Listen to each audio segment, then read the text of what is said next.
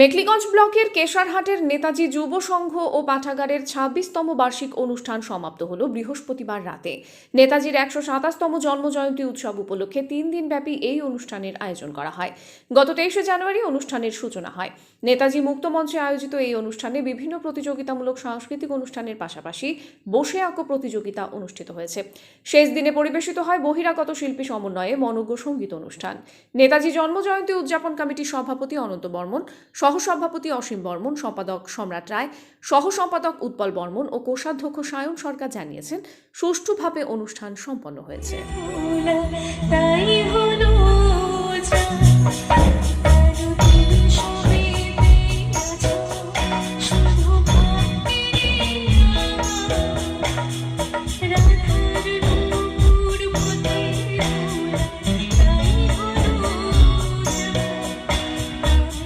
মেখলিগঞ্জ ব্লকের কেশারহাটের নেতাজি যুব সংঘ ও পাঠাগারের ২৬তম বার্ষিক অনুষ্ঠান সমাপ্ত হল বৃহস্পতিবার রাতে। নেতাজির ১২৭তম জন্মজয়ন্তী উৎসব উপলক্ষে ৩ দিনব্যাপী এই অনুষ্ঠানের আয়োজন করা হয়। গত ২৩শে জানুয়ারি অনুষ্ঠানের সূচনা হয়। নেতাজি মুক্ত মঞ্চে আয়োজিত এই অনুষ্ঠানে বিভিন্ন প্রতিযোগিতামূলক সাংস্কৃতিক অনুষ্ঠানের পাশাপাশি বসে আঁকো প্রতিযোগিতা অনুষ্ঠিত হয়েছে।